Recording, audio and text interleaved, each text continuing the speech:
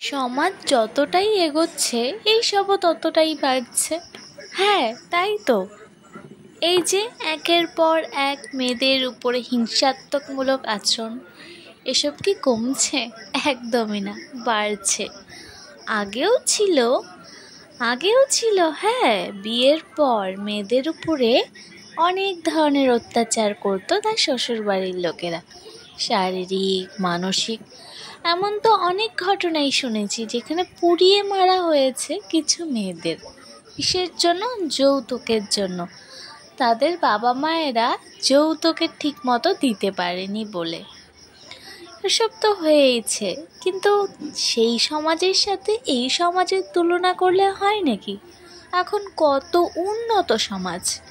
আগে মানুষ পড়াশোনা জানতো না, শিক্ষিত ছিল না, তাই নয় ওসব হতো। কিন্তু এখন কেন হচ্ছে? এখন তো ঘরে ঘরে সবাই শিক্ষিত, সবাই পড়াশুনো জানে। তারপরেও কেন মেয়েদের উপরে এই ধরনের হিংসাত্মকমূলক আচরণ করা হচ্ছে? আগে করা হতো বিয়ের পর, আর এখন করা হয় বিয়ের আগে। না, বিয়ের পরেও হয় অবশ্যই।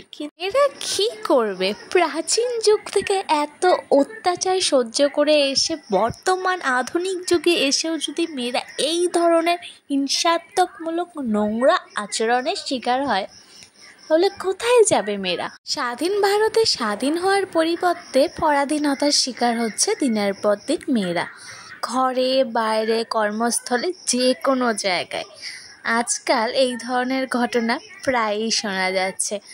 আগেরবার পুজোর আগেও কিন্তু এমন এক মেয়ের সাথে এই ধরনের ঘটনাই ঘটে, তাও আবার তার কর্মের জায়গায়। এই বছরও ঘটে, তাও আবার কথায় শিক্ষা প্রতিষ্ঠানে। তাহলে মেয়েদের সুরক্ষাটা কোথায়? মেয়েদের সিকিউরিটি কোথায়? এমনকি নিজের বাড়িতেও মেয়েরা এই ধরনের আচরণের শিকার হয়েছে। মেয়েদের সাথে এই ধরনের খারাপ আচরণ করার পরেও দোষটা একটা মেয়ের ঘাড়েই পড়ে, তার পোশাকের ওপর বা তার ব্যবহারের ওপর, যেটাই হোক না কেন দোষ সর্বদা একটা মেয়েরই হয়। আর যে এরকম জঘন্য ঘৃণ্য কাজ করে যে পুরুষরা, তাদের কোনো দোষ নাই। ওই যে কথাই আছে না, সোনার আংটি বাঁকা হলেও খাঁটি। সত্যি, আমাদের সমাজে এরকম সোনার আংটির দরকার নেই, যার জন্য মেয়েদের অপমানিত, অসম্মানিত এবং মেয়েদের ভবিষ্যৎ নষ্ট হয়ে যায়। মেয়েদের যারা সম্মান করতে পারে না, তারা নিজেরা সম্মানের যোগ্য নয়।